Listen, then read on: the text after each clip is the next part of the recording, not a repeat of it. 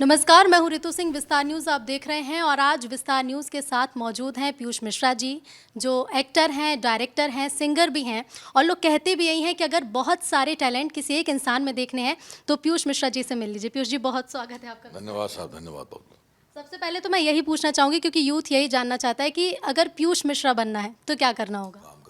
काम करना पड़ेगा देवी जी। तो खूब सारा काम करना पड़ेगा, बिना रुके काम करना पड़ेगा, लगातार काम करना पड़ेगा, तब कहीं जाकर जो है पीयूष मिश्रा क्या मतलब, आपका कोई भी अगर कुछ बनना है तो आपको काम करना पड़ेगा, बिना रुके अनवरत काम करना पड़ेगा, अनवरत कर्म करना पड़ेगा। आप एमपी आए हैं क्योंकि एमपी में हम देख रहे हैं वेब सीरीज़ का चलन जब से बढ़ा है। मध्य प्रदेश बहुत पसंद बनता जा रहा है प्रोड्यूसर्स की, यहाँ की लोकेशंस पे लोग ज़्यादातर पहुँचते हैं। इसके पीछे का क्या रीज़न आप मानते हो और आपको मध्य प्रदेश कैसा लगता है? मैं तो ग्वालियर का हूँ तो मुझे अच्छा ही लगेगा, और भोपाल बहुत ही खूबसूरत सुरीली जगह है, इसलिए मैं आना पसंद करता हूँ भोपाल।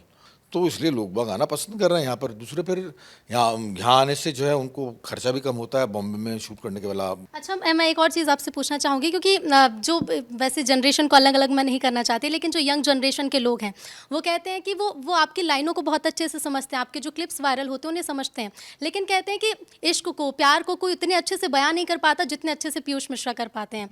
तो आप कहाँ डिफरेंस समझते हैं, यानी कि आप जैसे बता पाते हैं, आपको लोग जैसे समझ पाते हैं, यंग जनरेशन वैसे क्यों नहीं समझा पाती है? ये तो अंदाज़ से बयां है, कैसे बतलाऊं मैं। ये तो अंदाज़ से बयां है, कुछ लोगों का होता है, कुछ लोगों के पास में होता है, कुछ के पास नहीं होता। मैं बचपन से ही ऐसे समझाता हूं तो। और दूसरी बात यह है कि मैं यूथ को बहुत पसंद करता हूं, शायद इसलिए ऐसा होता होगा कि मैं उस दृष्टिकोण से समझाता हूं कि मैं यूथ को समझा रहा हूं। मैं यूथ से बड़ा नहीं बनता, उनके समकक्ष होकर समझाता हूँ उनको, इसलिए उनके बराबर होकर समझाता हूँ तो उन्हें अधिक समझ में आता है। उन पर कोप नहीं डालता, उन पर प्रभाव नहीं डालता, उन्हें इम्प्रेस करने की कोशिश नहीं करता। मेरे ख्याल से हमारे टाइम ऐसा होता था, लेकिन अब आजकल क्या हो रहा है, आजकल जो हो रहा है उनकी बातें सुननी जानी चाहिए ना।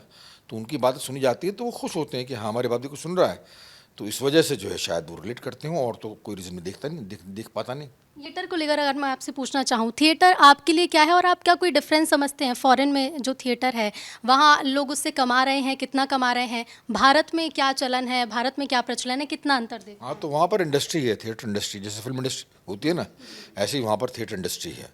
वहाँ पर थिएटर में प्रोड्यूसर होते हैं, वहाँ पर of Broadway, Broadway, of Broadway, इधर लंदन में सोहो, ईस्ट एंड, ये सब जो है इन जगह पर जो है थिएटर इंडस्ट्रीज़ है।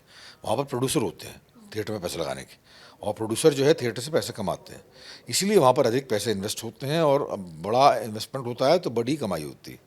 यहाँ पर जो है आपके ऐसा नहीं है। यहाँ पर जो है थिएटर वो एक तरह से, ये मैं टर्म सवाल नहीं कर रहा चाह रहा, भिक्षा, लेकिन बेसिकली वही है कि ये अनुदान पर टिका है। गवर्नमेंट कितना संभालती है कितना नहीं, और गवर्नमेंट ने अभी तो बिल्कुल नहीं संभाला है।